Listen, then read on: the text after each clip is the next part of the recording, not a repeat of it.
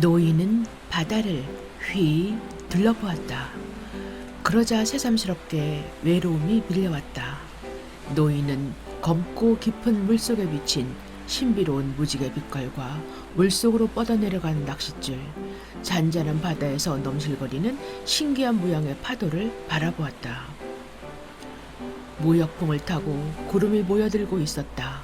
머리 위에는 물놀이 한때가 하늘에 새겨진 듯 또렷이 모습을 드러내다가 흩어지더니 다시 모습을 드러내고 있었다. 그 모습을 보고 있자니 바다에서는 그 누구도 외롭지 않다는 생각이 들었다. 안녕하세요. 서연책들 안의 서연입니다. 여러분 어떠하신지요? 지금쯤 노인과 바다 이야기의 재미가 쏠쏠하지 않으신지요? 저는 파트 3에서 주목이 되었던 부분이 있는데요. 아주 강하고 패배를 인정하지 않는 노인이 거대한 물고기와 결투를 벌이는 가운데 주 기도문과 성모송을 외운다는 것이었습니다. 고기를 잡을 수만 있다면 주 기도문과 성모송을 10번이라도 외우겠습니다. 녀석을 잡기만 한다면 코브레 성당의 성모님께 참배할 것을 약속드립니다. 정말입니다. 이 대목에서 그냥 웃음만 나오는 것일까요? 저는 여기에서 인간의 한계성과 인간이 신과 깊이 연결되어 있다는 것, 신의 존재를 인정하지 않을 수 없음을 생각했습니다. 여러분들은 어떠하실런지요?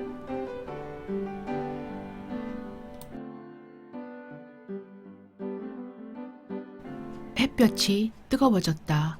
노인의 목덜미에 뜨거운 햇볕이 사정없이 내리쬐었다. 노를 저을 때마다 등줄기로 땀이 줄줄 흘러내렸다. 이젠 노를 그만 저어야겠다. 그저 물결 따라 배가 떠내려가도록 내버려 두고 잠이나 한숨 자자. 낚싯줄을 발가락에 묶어두면 고기가 건드릴 때 금방 깰 수 있을 거야. 그러나 저러나 오늘은 85일째나 되는 날이니 뭐라도 꼭 낚아야 할 텐데. 이런 생각을 하며 낚싯줄을 지켜보는 순간 물 위에 나와 있던 초록색 막대기가 물속으로 쑥 들어가는 게 보였다. 옳거니. 노인은 다급하게 외쳤다. 그래, 그래. 그는 소리가 나지 않도록 노를 살그머니 내려놓았다. 그리고 팔을 뻗어 오른쪽 엄지손가락과 집게손가락으로 조심스레 낚싯줄을 잡았다. 하지만 당기거나 늦추지 않고 그냥 가볍게 들고만 있었다. 이윽고 낚싯줄이 떨리는 느낌이 왔다. 시험삼아 가볍게 건드려보는 정도였다. 강하거나 무게감이 전혀 느껴지지 않았다. 노인은 그것이 무엇을 말하는지 정확하게 알고 있었다. 180m나 되는 바다 밑에서 지금 청새치가 낚싯바늘에 꿰어놓은 미끼와 갈고리에 주렁주렁 매달아 놓은 정어리 새끼들을 먹고 있는 것이었다. 거기에는 손으로 날카롭게 만든 낚싯바늘이 정어리 새끼의 대가리 부분을 뚫고 뾰족하게 나와 있었다. 노인은 오른손으로 낚싯줄을 쥐고 왼손으로는 능숙하게 막대기에서 줄을 풀어냈다. 고기가 눈치채지 못하도록 팽팽하지 않게 얼마든지 손가락으로 낚싯줄을 풀 수 있었다. 이렇게 먼 바다까지 나온 데다 계절도 계절이니만큼 보통 큰 녀석이 아닐 거야. 노인은 생각했다. 자, 먹어라, 고기야. 마음껏 먹어라. 차가운 물 속에 있으니 너나 미끼나 얼마나 신선하겠느냐. 망설일 것 없다. 어두운 바닷속을 한 바퀴 돌고 와서 마저 먹으려무나. 자, 어서 먹어라. 낚싯줄을 당기는 게 느껴졌다. 조금 전보다 더 강하게 느껴졌다. 아마도 낚싯바늘에 걸린 정어리 대가리를 뜯어내는 모양이었다. 그러다가 다시 잠잠해졌다. 계속해 보라고. 노인이 크게 소리를 질렀다. 자, 한 바퀴 더 돌고 와서 냄새를 맡아봐. 어때? 굉장하지? 이제 실컷 먹는 거야. 다랑어도 있다니까. 단단하고 차가운 맛이 좋단다.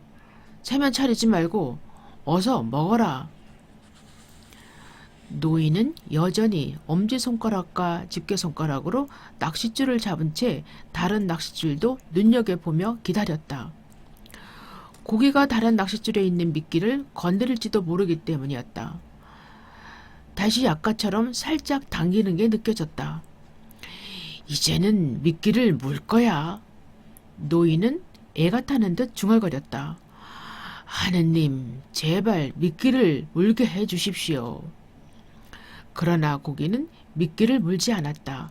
멀리 가버렸는지 아무 반응이 없었다. 그냥 갈 리가 없는데. 노인은 중얼거렸다. 절대로 그냥 갈 리가 없어. 아마 물속을 한 바퀴 도는 중일 거야. 혹시 얼마 전에 낚싯바늘에 걸려본 녀석인가? 그때 생각이 나서 망설이는지도 모르지. 잠시 후 다시 낚싯줄을 당기는 게 느껴지자 노인은 흐뭇해졌다. 그냥 한 바퀴 돈 것뿐이라니까. 노인은 다시 중얼거렸다. 틀림없이 다시 덤벼들 거야. 가볍게 당기는 느낌이 느껴지자 노인은 기분이 좋았다. 바로 그때 뭔가 억세고 믿을 수 없을 만큼 묵직한 것이 낚싯줄을 당긴다고 느꼈다. 그건 틀림없이 고기의 무게였다. 노인은 낚싯줄을 계속 풀었다. 감아놓은 여분의 낚싯줄까지 밑으로 풀려 내려갔다. 노인의 손가락 사이로 낚싯줄이 풀려 내려갈 때 노인은 고기의 묵직한 무게를 느낄 수 있었다. 이 녀석 봐라. 노인은 중얼거렸다. 미끼를 물었구먼. 그걸 물고 달아날 작정이로군. 하지만 그러다가 한 바퀴 돌고는 다시 돌아와서 미끼를 삼켜버릴 거라고 노인은 생각했다. 그러나 그것만은 결코 입 밖에 내어 말하지 않았다. 좋은 일을 미리 말해버리면 그르칠 수 있다는 걸 알고 있기 때문이었다. 노인은 이번 고기가 무척 클 거라고 짐작했다. 다랑어를 입에 물고 어두운 바닷속으로 달아나려는 고기의 모습이 눈앞에 그려졌다. 바로 그때 고기의 움직임이 벼랑간 딱 멈추어졌지만 여전히 묵직함을 느낄 수 있었다. 그러다 점점 더 무거워지는 것을 느끼자 노인은 재빨리 낚싯줄을 더 풀었다. 드디어 삼켰구나. 이제는 미끼를 더 잘 먹을 수 있도록 해줘야겠군. 노인은 손가락 사이로 줄이 풀려 내려가는 걸 보고 있다가 왼손으로 줄 끄트머리에 2개의 예비 낚싯줄을 단단히 동여맸다. 이제 준비는 완전히 끝났다. 지금 풀려나가는 낚싯줄 외에도 70m짜리 여분의 낚싯줄이 3뭉치나 더 있기 때문이다. 조금만 더 삼켜라. 꿀꺽 먹어 치우라고. 노인은 주문하듯 이렇게 말했다. 낚싯바늘 끝이 심장에 와 박혀 숨이 끊어지도록 먹어 치우란 말이다. 노인은 조마조마했다. 그리고 순순히 떠올라라. 네 몸뚱이에 작사를 푹 찌를 수 있게 말이야. 옳거니 준비가 다 됐니? 이젠 실컷 먹었겠지. 됐어. 노인은 힘차게 외치며 2손으로 줄을 힘껏 잡아당겼다.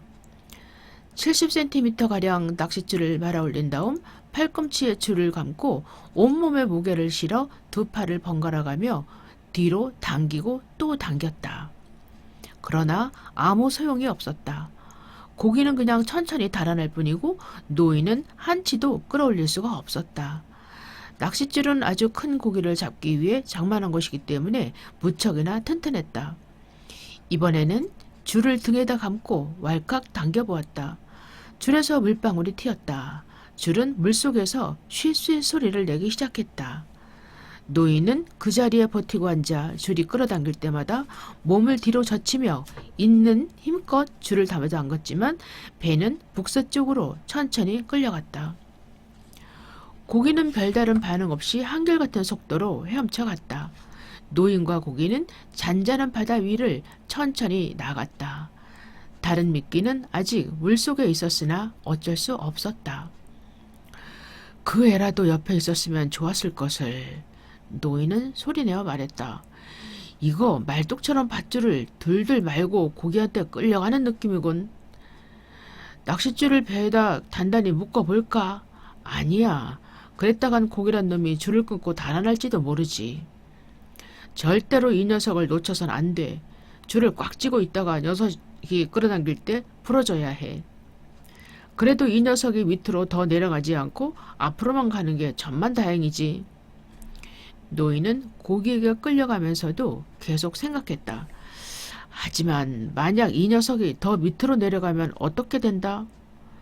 아예 물속 깊이 가라앉아 버리면 그땐 또 어떻게 하지? 그러면 정말 큰일인데. 아니야, 무슨 방법이 있겠지. 난 경험이 많으니까 분명히 무슨 수가 생길 거야. 노인이 등에 담고 있는 낚싯줄로 물속의 경사도를 재보는 중에도 배는 쉬지 않고 북서쪽으로 끌려갔다.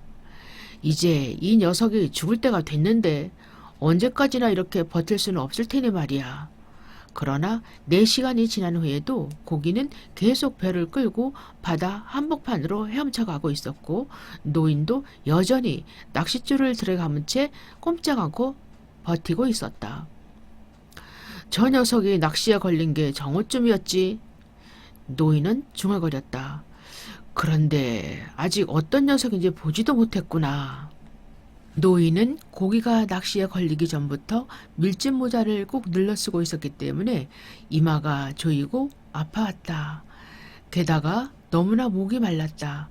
노인은 할 수 없이 무릎을 꿇고 낚싯줄이 당겨지지 않도록 조심하면서 최대한 팔을 멀리 뻗어 간신히 물병을 잡았다. 마개를 열어 조금 들이켜고는 잠시 뱃머리에 몸을 기대어 쉬었다. 노인은 배 밑바닥에 놓인 돛대 위에 앉아서 이대로 끝까지 버티는 것 외에 다른 것은 생각하지 않기로 작정했다. 문득 뒤를 돌아보았는데 육지가 보이지 않았다. 하지만 그런 것은 상관없다고 생각했다. 마음만 먹으면 언제든지 아바나에서 비치는 환한 불빛을 보고 돌아갈 수 있으니까 괜찮아. 아직 해가 지려면 2시간이나 남았어. 아마 그 전에 녀석이 올라올 거야.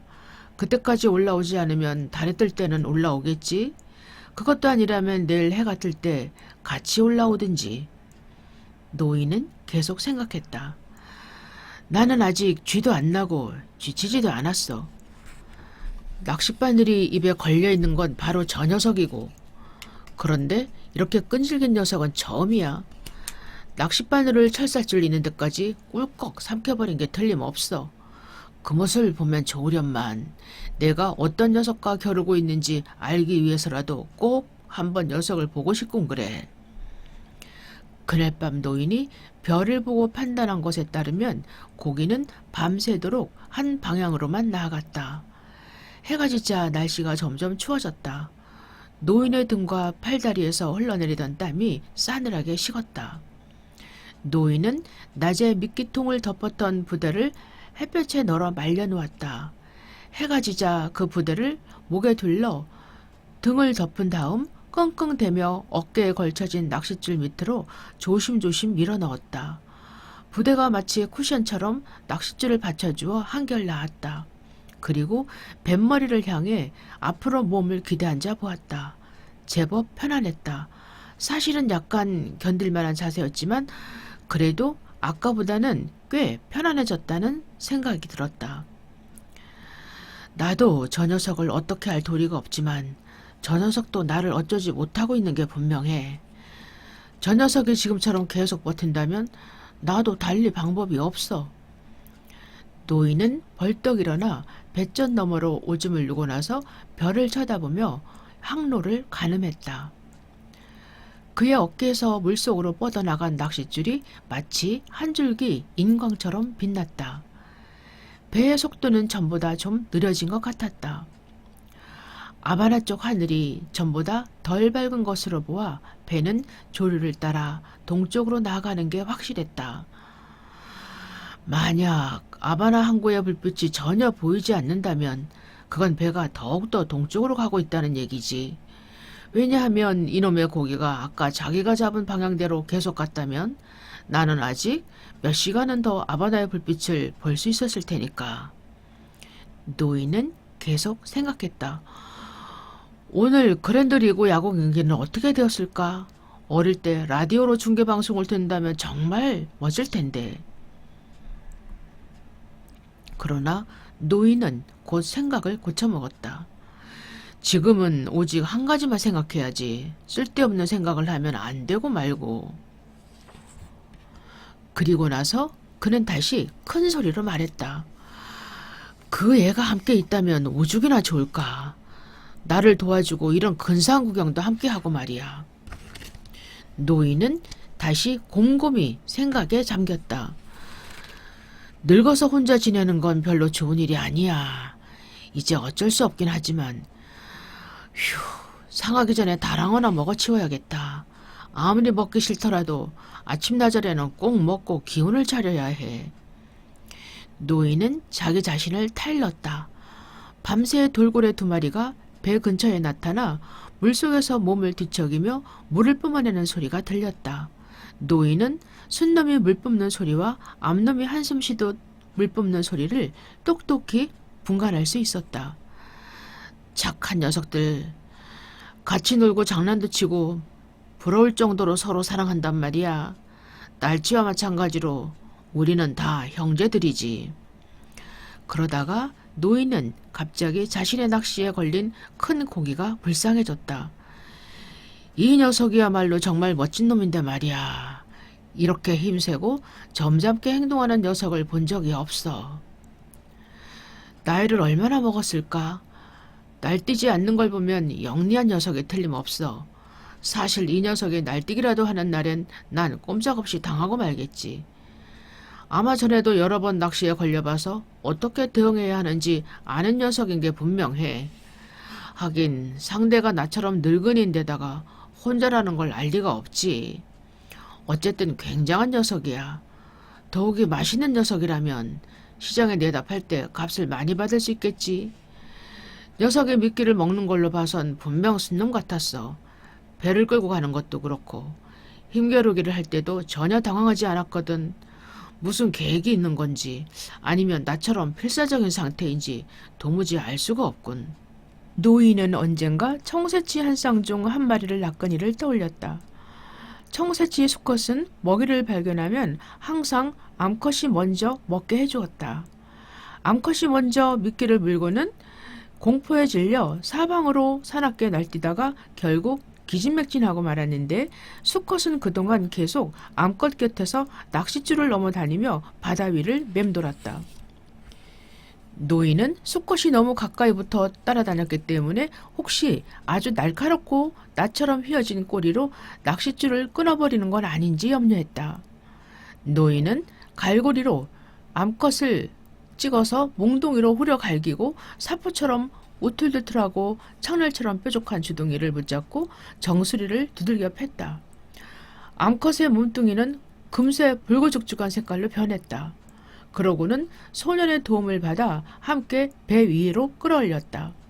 그때까지도 수컷은 배 주위를 떠나지 않았다. 노인이 낚싯줄을 손보고 작사를 준비하는 동안 수컷은 제 짝이 어디 있나 보려는 듯 배 옆에서 공중으로 높이 뛰어올랐다. 가슴 지느러미가 날개처럼 활짝 펴지면서 널찍하고 엷은 자줏빛 줄무늬가 보였다. 수컷은 그렇게 뛰어올랐다가 첨벙 떨어지고는 이내 바닷속 깊이 사라져버렸다. 아름다운 녀석이었지. 끝까지 도망치지 않고 끈질기게 따라왔어. 내가 고기잡이 하면서 겪은 일 중 제일 가슴 아픈 일이었어. 노인은 추억을 되새겼다. 그 애도 슬퍼했지만 우리는 암컷에게 용서를 빌고 즉시 칼질해버렸지. 노인은 그때 일을 떠올리며 큰 소리로 외쳤다. 그 애가 있으면 얼마나 좋을까. 노인은 둥근 뱃머리에 기대앉아 어깨에 걸친 낚싯줄을 통해 자기 마음대로 유유히 헤엄쳐가는 고기의 강한 힘을 느꼈다. 하지만 일단 나한테 걸려든 이상 무슨 짓이든 해야 할 거야. 노인은 생각했다. 어쩌면 이 녀석은 모든 올감이나 꾀가 통하지 않는 먼 바다의 깊고 어두운 물속으로 가려는 건지도 몰라. 그러면 나는 사람들이 가지 못하는 그곳까지 저 녀석을 따라가는 수밖에 도리가 없어. 세상 어느 누구도 가지 못하는 그곳까지 말이야. 가만히 있자. 우리가 정오부터 쭉 같이 있었지. 그리고 너나 나를 도와줄 자는 아무도 없어. 노인은 계속 생각에 잠겼다. 차라리 어부가 되지 않는 게 좋았을 텐데. 아니야, 난 어부로 살아갈 운명을 타고났어. 날이 밝는 대로 잊지 말고 꼭 다랑어를 먹어야지. 날이 밝기 조금 전에 노인의 뒤쪽에 있던 미끼 하나가 뭔가에 걸려들었다. 막대기가 부러지는 소리가 들리더니 낚싯줄이 배전 너머로 빠르게 풀려나갔다. 노인은 어둠 속에서 선원용 칼을 꺼내들고 몸을 뒤로 젖혀 어깨로 고기가 팽팽하게 잡아당기는 힘을 고스란히 받고 버티면서 배전에다 대고 뒤쪽에 두었던 낚싯줄을 끊어버렸다. 가까이 있는 다른 낚싯줄도 끊고 예비 낚싯줄의 끄트머리와 연결해 단단히 미끄럼했다. 노인은 한 손으로 익숙하게 이를 해치우고 매듭을 단단히 매기 위해 발로 낚싯줄 끌어미를 꽉 밟았다. 이제 노인은 예비 낚싯줄을 6뭉치나 가지게 되었다. 지금 끊어버린 데서 2뭉치, 고기가 물었던 데서 2뭉치, 이것들을 모두 하나로 연결했다. 날이 밝으면 70m짜리 낚싯줄이 있는 데까지 기어가서 그것도 끊어 예비 낚싯줄을 이어야겠다. 노인은 생각했다. 결국 350m나 되는 카탈루나산 밧줄과 낚싯바늘과 목줄을 잃어버리는 셈이군. 그거야 또 장만하면 되는 거고 말이야. 만약 지금 물고기를 잡겠다고 이 녀석을 놓친다면 그거야말로 손해보는 일이고 말고. 지금 막 낚시에 걸린 고기는 어떤 것이었을까? 성새치나 황새치? 아니면 상어였는지도 몰라. 줄을 끊는 게 급해서 손맛도 못 느꼈으니 알 수가 있나. 노인은 다시 큰 소리로 짓거렸다. 그 애가 함께 있다면 얼마나 좋을까. 그 애를 데려올 수도 없었지.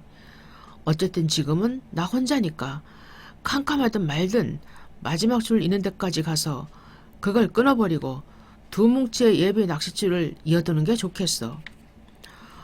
어둠 속이라 일하기가 어려웠지만 노인은 생각한 대로 일을 해치웠다.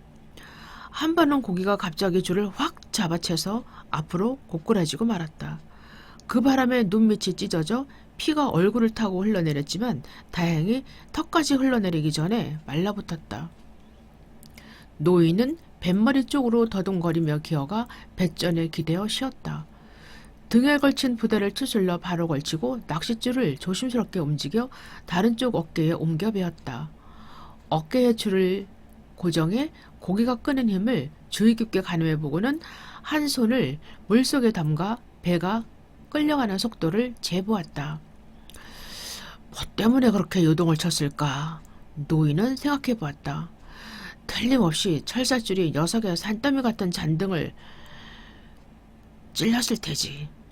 하지만 녀석의 등이 내 등만큼 아프진 않을 거야. 그러나 저러나 이 배를 언제까지나 끌고 갈 수는 없을 텐데 제 아무리 큰 놈이라도 말이야. 이제 성가신 일들은 다 해치웠으니 아무 문제도 없어. 예비 낚싯줄도 얼마든지 있겠다. 더 바랄 게 없지. 이 녀석아. 노인은 크고 다정한 목소리로 고기를 불렀다. 나는 죽을 때까지 너하고 맞붙어 볼 거다. 그리고 나서 속으로 생각했다. 아마 저 녀석도 나랑 같은 생각이겠지. 노인은 날이 밝기를 기다렸다.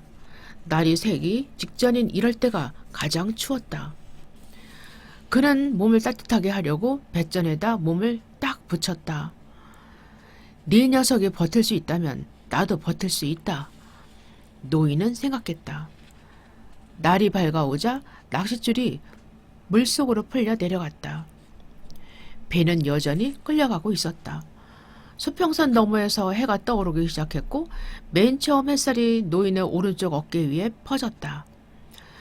녀석이 북쪽으로 가고 있구나. 노인이 중얼거렸다. 하지만 조류 때문에 동쪽으로 꽤 밀려 있을 거야. 녀석이 조류를 따라 흘러가면 좋으련만 그건 녀석이 지쳤다는 증거거든. 해가 한층 높이 떠올랐다. 그러나 노인은 고기가 조금도 지치지 않았다는 사실을 깨달았다. 단 한 가지 좋은 징조가 보이긴 했다. 낚싯줄의 기울기로 보아 고기가 약간 위로 떠오른 것이다. 그렇다고 고기가 꼭 뛰어오른다고 볼 수는 없었지만 그럴 가능성이 없는 건 아니었다. 하느님, 제발 저 녀석이 뛰어오르게 해주십시오. 노인이 기도하듯 말했다. 녀석이 아무리 날뛴다 해도 얼마든지 다룰 수 있는 줄이 충분히 있습니다. 어쩌면 내가 줄을 좀 팽팽하게 잡아당기면 녀석이 아파서 뛰어오를지도 몰라. 노인은 생각했다. 이제 날도 밝았으니 녀석을 한번 뛰어오르게 해야겠어. 등뼈를 따라 붙어있는 부레에 공기를 채워서 저 녀석의 깊은 물속에서 죽지 못하도록 해야지. 노인은 줄을 좀 더 팽팽하게 당겨보려고 애썼다. 하지만 줄은 이미 당장이라도 끊어질 듯 팽팽해져 있었다. 몸을 뒤로 젖히고 줄을 당겨보려고 했지만 저항하는 힘이 너무 강해서 도저히 더 당길 수 없다는 걸 깨달았다. 더 잡아당겨서는 안 되겠다. 잘못하다간 낚싯바늘에 걸린 상처가 더 커질 테고 그랬다간 고기가 뛰어오를 때 바늘이 빠져나갈지도 몰라. 아무튼 해가 뜨니 기분이 한결 좋군. 이번에는 해를 똑바로 쳐다보지 않도록 자리를 잡아야지. 줄에는 누런 해초가 걸려 있었다. 고기가 배를 끄는데 힘이 덜 들 테니 오히려 잘된 일이다. 간밤에 낚싯줄에 푸르게 빛난 것은 바로 이 해초 때문이었다. 이 친구야. 노인이 물속의 고기에게 말을 걸었다. 나는 네가 점점 좋아지는구나. 존경스럽기도 하고. 하지만 오늘은 기어이 끝장을 낼 테다. 아니, 그렇게 되길 빌어야지. 노인은 속으로 생각했다. 북쪽 하늘에서 작은 새 한 마리가 배를 향해 날아왔다. 휘파람 새였다. 새는 물 위로 아주 얕게 날았다. 한눈에도 새가 무척 지쳐있다는 걸 알 수 있었다. 잠시 후 그 새는 뱃머리에 앉아 지친 날개를 쉬었다. 그러더니 다시 날아올라 노인의 머리 위를 빙빙 맴돌다가 조금 안심이 되는지 낚싯줄 위에 앉았다. 아마 줄 위가 더 편한 모양이었다. 넌 몇 살이냐? 노인이 새를 보고 물었다. 이번이 첫 여행이냐? 노인이 말을 걸자 새가 그를 빤히 바라보았다. 새는 얼마나 지쳤는지 낚싯줄을 미처 살펴보지도 않고 앉아서 가냘픈 다리로 줄을 꽉 붙은 채 고기가 움직이는 힘에 의해 아래 위로 흔들거렸다. 이 줄은 아주 튼튼하단다. 노인이 다시 새에게 말을 걸었다. 아주 튼튼하니까 염려 마라. 어젯밤엔 바람도 안 불었는데 그렇게 지쳐서야 쓰나? 어쩌다가 여기까지 날아온 거야? 바다 위에는 너같이 작은 새를 잡아먹으려고 매가 날아다니는데. 하지만 노인은 속으로만 생각할 뿐 새에게 그 말을 하지 않았다. 알아듣지도 못하는 녀석에게 말해 무엇한담. 얼마 안 있어 매란 놈이 어떤 새인지 알게 되겠지. 푹 쉬어라 작은 새야. 그리고 세상으로 날아가 사람이나 고기나 다른 새들처럼 모험을 한번 해보아라. 밤새도록 어깨에 걸치고 있던 줄 때문에 등이 뻣뻣해지고 옥신옥신 쑤셨지만 새와 이야기를 나누고 나니 다시 힘이 났다. 그래서 자꾸 말을 하게 되었다. 너만 좋다면 여기 내 집에서 쭉 머물러도 된단다. 노인이 말했다. 돛을 감아 올려서 밀풍을 타고 너를 육지까지 데려다주면 좋겠다만 동행에 있어 그럴 수가 없구나. 그때 갑자기 고기가 요동을 쳤다. 노인은 그만 뱃머리 쪽으로 끌려가며 고꾸라졌다. 반사적으로 낚싯줄을 늦추어 잡지 않았더라면 물속으로 끌려 들어갈 뻔했다. 새는 낚싯줄이 힘껏 끌어당겨지는 순간 이미 하늘로 날아가 버렸다. 하지만 노인은 새가 날아가는 것도 보지 못했다. 그는 오른손으로 낚싯줄을 조심스럽게 만져보다가 손에서 피가 나는 것을 보았다. 저놈의 고기가 또 어디가 아팠나 보군. 노인은 큰 소리로 중얼거리며 고기의 방향을 돌릴 수 있는지 알아보려고 줄을 당겨보았다. 줄이 팽팽해서 끊어질 지경이 되자 그대로 줄을 꽉 쥔 채 버티며 주저앉았다. 이제는 너도 내가 끄는 힘을 느끼는구나. 노인이 자신 있게 말했다. 하긴 나도 마찬가지란다. 노인은 주위를 두리번거렸다. 말동무가 되어주던 새를 찾아보았지만 온데간데 없었다. 얼마 쉬지도 못하고 날아가 버렸군. 노인은 서운했다. 육지로 돌아갈 때까지 더 험한 일이 기다릴지도 모르는데 그러나저러나 고기가 한 차례 날뛴 것 가지고 이렇게 다치다니 내가 멍청해진 거로군. 아니지, 새에게 정신이 팔려 있었던 게 잘못이었어. 이제부터는 정신 똑바로 차리고 있어야겠다. 아침 식사로 다랑어라도 먹어둬야 기운을 차릴 수 있겠지. 지금 그 애가 내 옆에 있으면 정말 좋으련만. 그리고 소문도 조금 있으면 오죽이나 좋을까.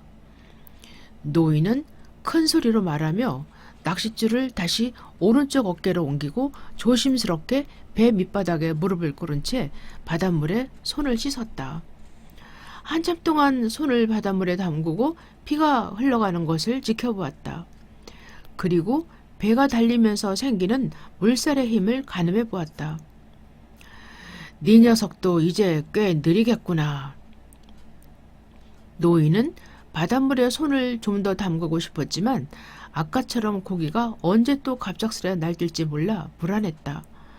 그는 일어나 발로 단단히 버티고 서서 햇빛 아래로 손을 뻗어보았다. 낚싯줄에 쓸려 살찜이 떨어져 나갔다. 공교롭게도 그곳은 낚싯줄을 잡을 때 닿는 부분이었다. 그리고 잡은 놈을 처치하기도 위해서도 꼭 필요한 손이기 때문에 그는 정작 일을 시작하기도 전에 또 손을 다시 다치고 싶지 않았다. 바닷물에 젖은 손이 다 마르고 나자 노인이 혼잣말로 중얼거렸다.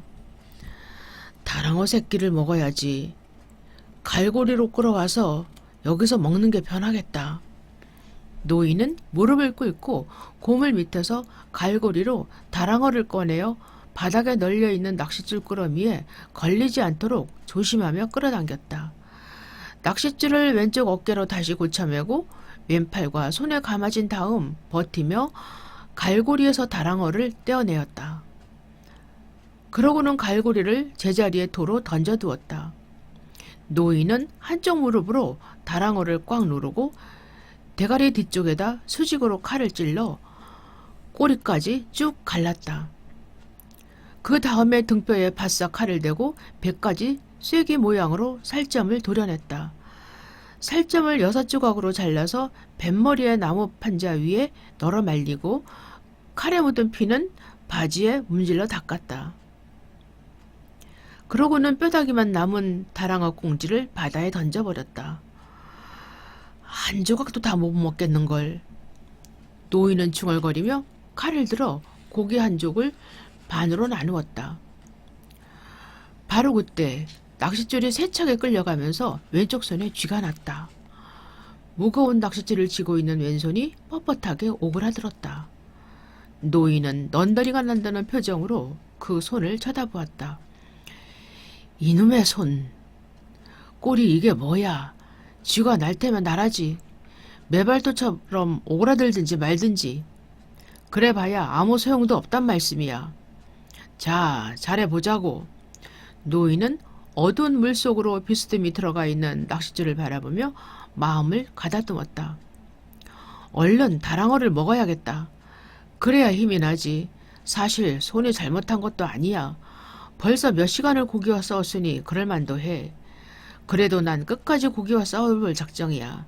그래, 다랑어를 좀 먹자. 그는 다랑어 살을 한 점 집어넣고 천천히 씹었다.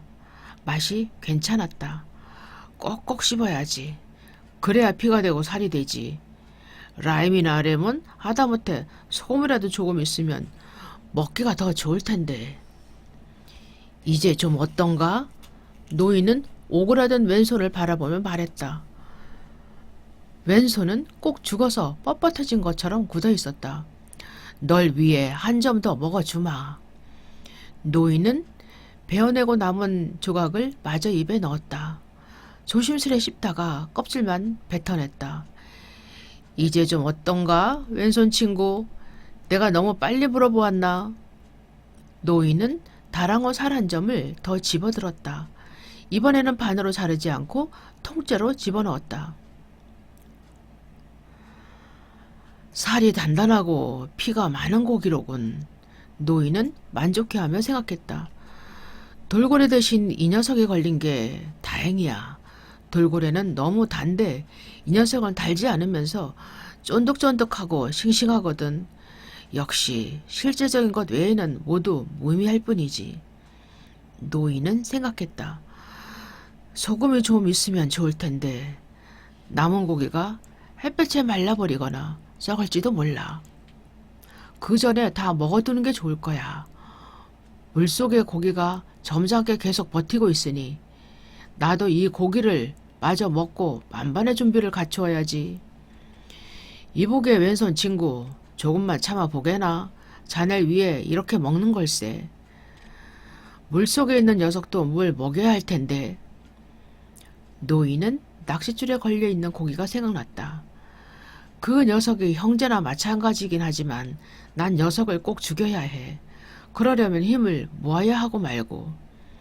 노인은 천천히 그리고 열심히 쐐기 모양의 고기 조각들을 한 점씩 먹어나갔다. 다 먹고 나서는 바지에 손을 쓱쓱 문지르며 허리를 쭉 폈다. 자, 노인은 다시 왼손을 향해 말했다. 자네는 이제 낚싯줄을 놓아도 된다네. 자네가 쓸데없는 수작으로 게으름을 피우는 동안 난 오른손만으로 고기와 씨름할 작정이니까. 노인은 왼손에 쥐고 있던 무거운 낚싯줄을 내려놓고 그걸 왼발로 누르고는 등으로 덮쳐오는 무게를 버티려고 반드시 누웠다. 하느님, 제발 지가 풀리도록 도와주십시오. 그는 간절히 기도했다. 도무지 저 녀석이 무슨 짓을 하려는지 알 수 있어야지요. 저 녀석은 침착하게 자기 계획대로 일을 작작 진행시키는 것 같아. 그러자 고기가 무슨 생각을 하고 있을지 궁금해졌다. 저 녀석의 계획은 뭘까? 나도 계획을 잘 세워야지. 안 되겠어. 그렇지만 저 녀석이 너무 커서 난 어쩔 수 없이 녀석의 계획대로 따라 움직일 수밖에. 물 위로 뛰어오르기만 하면 죽일 수 있을 텐데 물속에서 계속 버틸 심산인 것 같단 말이야. 어디 누가 이기나 한번 해보자. 노인은 쥐가 난 왼손을 바지에 쓱 문지르며 손가락을 풀어보려고 애썼다. 그러나 손가락은 꼼짝도 하지 않았다. 해가 뜨면 손가락도 펴지겠지. 노인은 스스로를 위로했다. 아니면 아까 먹은 다랑어가 뱃속에서 다 소화될 때쯤이면 펴지겠지. 만약 꼭 왼손을 써야 할 때가 온다면 무슨 수를 써서라도 손가락을 펴야지. 하지만 아직은 억지로 그럴 필요 없어. 저절로 펴질 때까지 기다리는 게 더 나아. 아무래도 간밤에 손을 너무 많이 썼나 봐. 그땐 그럴 수밖에 없었지. 낚싯줄을 길게 이어야만 했잖아. 노인은 바다를 휘 둘러보았다. 그러자 새삼스럽게 외로움이 밀려왔다. 노인은 검고 깊은 물속에 비친 신비로운 무지개 빛깔과 물속으로 뻗어내려간 낚싯줄, 잔잔한 바다에서 넘실거리는 신기한 모양의 파도를 바라보았다. 무역풍을 타고 구름이 보여들고 있었다. 머리 위에는 물오리 한때가 하늘에 새겨진 듯 또렷이 모습을 드러내다가 흩어지더니 다시 모습을 드러내고 있었다. 그 모습을 보고 있자니 바다에서는 그 누구도 외롭지 않다는 생각이 들었다. 어떤 사람들은 조각배를 타고 육지가 보이지 않는 먼 바다에 나오는 걸 두려워한다. 갑자기 날씨가 변하는 계절이라면 그럴 수도 있지만 지금은 태풍이 많은 계절이다. 태풍만 불어오지 않는다면 지금이야말로 1년 중 고기를 잡기에 가장 좋은 계절이다. 태풍이 닥쳐올 때는 며칠 전부터 하늘에 징조가 나타난다. 바다에 나가 있다 보면 그걸 쉽게 할 수 있다. 육지에서는 알아차리기가 쉽지 않아. 아마 뭘 봐야 할지 몰라서 그럴 거야. 그는 생각했다. 육지에서도 분명 어떤 징조가 있을 텐데 구름 모양이 변한다든지 하는 건 말이야. 아무튼 지금은 태풍이 올 징조가 보이진 않는군. 노인은 하늘을 살펴보았다. 아이스크림 덩어리 같은 하얀 뭉게구름이 떠있고 드높은 9월의 창공에는 엷은 새털구름이 흩어져 있었다. 가벼운 미풍이구나. 노인이 말했다. 고기야, 오늘은 나보다는 너에게 불리한 날씨 같구나. 왼손은 아직도 쥐가 풀리지 않았다. 노인은 천천히 왼손을 펴보려고 했다. 쥐가 나는 건 딱 질색이야. 노인은 생각했다. 그건 말하자면 몸이 반역을 일으키는 거나 마찬가지거든. 다른 사람 앞에서 식동적으로 설사를 하거나 구토를 하는 건 창피한 노릇이지. 그런데 쥐가 난다는 건 스스로에게 창피한 일이야. 혼자 있을 때는 더욱 그렇고. 잠시 후 노인은 또 생각했다.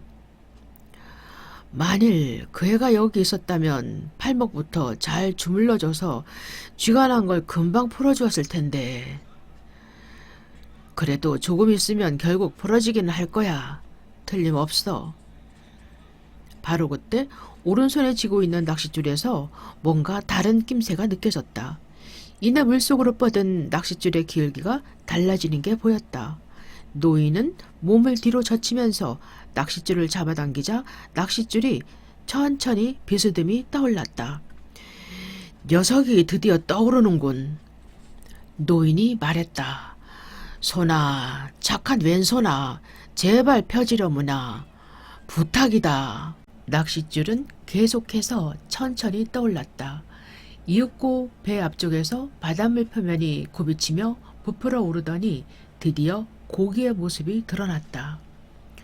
고기가 점점 더 위로 떠오르자 바닷물이 고기의 몸통 양옆으로 갈라지며 쫙 쏟아져 내렸다. 햇빛을 받아 고기의 몸뚱이가 번쩍거렸다. 대가리와 등은 짙은 보랏빛이고 옆구리에는 연한 보랏빛을 띤 굵은 줄무늬가 있었다. 주둥이는 야구 방망이처럼 길고 결투용 양날 칼처럼 뾰족했다. 고기는 전신을 다 드러내 보였다가 마치 다이빙 선수처럼 부드럽게 물속으로 가라앉았다. 거대한 나처럼 생긴 꼬리가 물속으로 사라지면서 낚싯줄이 빠른 속도로 풀려나가기 시작했다. 이 배보다 60cm는 더 길겠는데. 노인은 어안이 벙벙해서 중얼거렸다. 낚싯줄이 빠른 속도로 꾸준히 풀려나가는 것으로 보아 고기는 조금도 당황하지 않은 것 같았다. 노인은 두 손으로 낚싯줄을 끊어지지 않을 정도로만 끌어당겨 보려고 했다. 이렇게 적당히 당기며 견제하지 않는다면 고기가 줄을 있는 대로 끌고 가서 결국 끊어져 버릴지도 모르기 때문이다. 굉장한 녀석이군. 본때를 보여줘야겠는걸. 저 녀석이 자기 힘이 얼마나 센지 알면 큰일 나겠어. 제 힘을 믿고 달려가기라도 한다면 난 꼼짝없이 당하고 말 거야. 내가 만일 저 녀석이라면 목숨 걸고 끝장이 날 때까지 덤볐을 텐데. 그렇지만 고맙게도 고기들은 자기를 죽이는 인간보다 영리하지 못하거든. 물론 어떨 때는 인간보다 훨씬 기품있고 힘이 넘치기도 하지만. 노인은 지금까지 큰 고기를 많이 보았는데 그 중에는 450kg이 넘는 것도 여럿 있었다. 게다가 어부 생활을 통틀어 그런 걸 2마리나 잡아보기도 했다. 물론 그때는 혼자가 아니었고 지금은 혼자다. 육지도 보이지 않는 곳에서 생전 듣도 보도 못한 커다란 고기와 맞붙어 싸우고 있는 것이다. 더구나 왼손은 아직도 매 발톱처럼 오그라든 상태였다. 곧 쥐가 풀릴 거야. 틀림없이 금방 풀어져서 오른손이 하는 일을 도울 거야. 그래, 맞아. 나에게는 형제간이라고 할 수 있는 것이 셋 있어. 바로 고기와 내 두 손이지.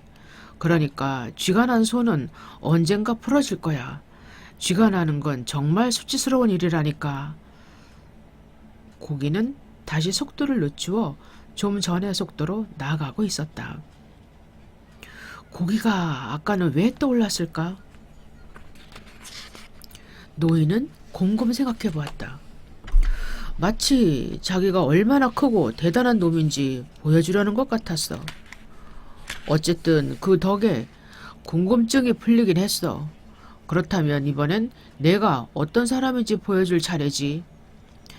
그렇게 하다가 쥐가 난 내 왼손을 보면 큰일이지만 어떻게 해서든 저 녀석에게 내가 생각보다 더 강하다는 걸 알려줘야 해. 노인은 계속해서 생각했다. 한편으로는 저 고기가 부럽기도 하군. 이 녀석은 힘으로 내 의지와 지혜에 대항하고 있으니까. 노인은 뱃전에 편안한 자세로 기대앉아 몰려오는 고통을 묵묵히 견뎌냈다. 고기는 꾸준히 헤엄쳐 나갔고 배는 검은 물살을 헤치고 천천히 움직였다. 바람이 동쪽에서 불어오기 시작하자 파도가 약간 일렁했다. 정오 무렵이 되어서야 겨우 왼손에 났던 쥐가 풀렸다. 여보게 고기친구, 자네에겐 나쁜 소식일세. 노인은 중얼거리며 어깨에 덮고 있던 부대자루 위로 낚싯줄을 옮겨놓았다. 자세는 다소 안정되었지만 몸은 여전히 고통스러웠다. 다만 노인은 자신의 고통을 인정하지 않았을 뿐이었다. 내가 종교를 믿지는 않지만 이 고기를 잡을 수만 있다면 주 기도문과 성모송을 10번이라도 외겠습니다. 만일 저 녀석을 잡기만 한다면 코브레 성당의 성모님께 참배할 것을 약속드립니다. 정말입니다. 노인은 기계적으로 기도문을 외우기 시작했다. 때때로 너무 지쳐서 기도문이 생각나지 않을 때도 있었지만 그럴 때는 다시 빠르게 외워서 자동적으로 그 다음 기도문이 술술 나오게 했다. 주 기도문보다는 성모송이 더 외우기 쉽겠구나. 그는 이렇게 생각하고 성모송을 외우기 시작했다. 은총이 가득하신 마리아여 기뻐하소서. 주께서 함께 계시니 여인 중에 복되시며 태중의 아들 예수 또한 복되시도다. 천주의 성모 마리아여 이제와 우리 죽을 때에 우리 죄인을 위해 빌어주소서. 아멘. 잠시 뒤 노인은 다시 덧붙였다. 은총이 가득하신 마리아여 이 고기의 죽음을 위해서도 기도해 주소서. 참으로 멋진 녀석이긴 합니다만. 기도를 마치고 나니 기분은 훨씬 나아졌지만 고통은 여전했다. 아니 오히려 전보다 더 심해진 것 같았다. 그는 뱃전에 기댄 채 거의 무의식적으로 왼쪽 손가락을 움직여 보았다. 미풍이 가볍게 일고 있었으나 햇볕도 제법 따가웠다. 고물 쪽에 있는 가난 낚싯줄에 미끼나 새로 껴야겠군. 저 고기가 물속에서 하룻밤을 더 버티기로 작정했다면 나도 뭔가 배를 채워야 하니까. 물도 조금밖에 안 남았고 여기서 잡을 거라곤 돌고래밖에 없단 말이야. 그것도 싱싱할 때 먹으면 썩 나쁘진 않지. 오늘 밤엔 날치가 배 위로 날아주면 좋으련만. 하지만 날치를 유인할 등불도 없으니 원 날 것으로 먹기엔 날치가 그만인데 게다가 칼질할 필요도 없고 말이야. 이게 최대한 나뭇잎을 써 아껴둬야겠구나. 제길 저 녀석이 저렇게 큰 줄 누가 알았겠어. 하지만 녀석을 꼭 죽이고야 말겠어. 노인은 마지막 말에 더욱 힘을 주었다. 아무리 잘나고 훌륭한 녀석일지라도. 그러고는 생각했다. 그게 잘못된 일이라 하더라도 나는 인간이 어떤 존재이며 얼마나 잘 견딜 수 있는지를 보여주겠어. 언젠가 그 애에게 내가 좀 이상한 늙은이라고 말한 적이 있었지. 노인은 다시 혼잣말로 떠들기 시작했다. 지금이야말로 그 말을 증명할 때야. 지금까지 수천 번이나 그걸 증명해왔지만 결국 다 지난 일이었다. 이제 또다시 그 말을 증명해야 했다. 그럴 때마다 늘 처음 하는 일 같았고 지난 일은 생각하지 않았다. 고기가 잠이 들면 좋으련만. 그럼 나도 눈을 좀 붙일 수 있을 텐데. 사자 꿈도 꿀 수 있을 테고. 그런데 사자는 왜 자꾸 꿈에 나타나는 걸까? 아서라, 이 늙은이야. 웬 딴 생각이람. 그는 스스로에게 말했다. 배전에 기대 편안히 쉬기나 하라고. 쓸데없는 생각은 안 하는 게 좋아. 고기가 입질을 하는군. 자네 같은 늙은이는 가능하나 쉬는 게 좋아. 어느새 오후로 접어들었다. 배는 여전히 느릿느릿 흐트러짐 없이 앞으로 나아갔다. 동풍이 불어와 약간 저항이 느껴졌다. 노인은 잔파도를 일으키며 천천히 노를 저어 나갔다. 등을 파고드는 낚싯줄의 고통도 한결 줄어들었다. 오후에 또 한 번 낚싯줄이 떠오르기 시작했다. 그러나 고기는 살짝만 위로 올라와 그리 깊지 않은 물속에서 계속 나아갈 뿐이었다. 햇볕이 노인의 왼팔과 어깨와 등에 쏟아졌다. 그래서 노인은 고기가 북동쪽으로 방향을 바꿨다는 사실을 알았다. 노인은 어떻게 생긴 고기인지 한번 본 뒤라 보랏빛 가슴 지느러미를 날개처럼 활짝 펴고 칼날 같은 꼬리를 바싹 지켜든 채 어두운 물속을 가르며 헤엄치는 고기의 모습을 생생하게 그려볼 수 있었다. 그만한 깊이에서는 어느 정도 보일까? 노인은 생각했다. 그 녀석의 눈이 크긴 크던데. 하지만 말은 그보다 눈이 훨씬 작아도 어두운 곳을 잘 보거든. 나도 한때는 어둠 속을 훤히 볼 수 있었지. 칠흑 같은 어둠이야 좀 곤란하지만 말이야. 어쨌든 고양이 눈만큼 밝았지. 따뜻한 햇볕을 쬐고 계속 움직인 덕분에 이제 왼손에 났던 쥐는 완전히 풀렸다. 그래도 왼손은 되도록 쓰지 않았다. 노인은 등 근육을 움츠려 밧줄에 쓸려 생긴 상처의 아픔을 줄여보려고 했다. 이보게 고기 친구, 만약 자네가 지치지 않았다면 자네도 분명 괴상한 녀석인 게 틀림없다고. 노인은 이제 지칠 대로 지쳤다. 날이 차츰 저물어가자 노인은 뭔가 다른 생각이라도 해보려 애썼다. 그는 그랜드 리그전을 떠올렸다. 그에게는 그랜드 리그라는 말보다 에스파냐 말인 그란 리가스란 단어가 더 친근했다. 뉴욕 양키스 팀과 디트로이트 타이거스 팀에서 시합을 하고 있을 것이다. 시합 결과도 모르고 지낸 지가 벌써 이틀이나 되었구나. 그렇지만 자신감을 가져야 해. 발 뒤꿈치뼈가 아파도 아랑곳하지 않고 자기 실력을 끝까지 보여주는 위대한 디마지오 선수를 봐. 나라고 뒤질 수 없지.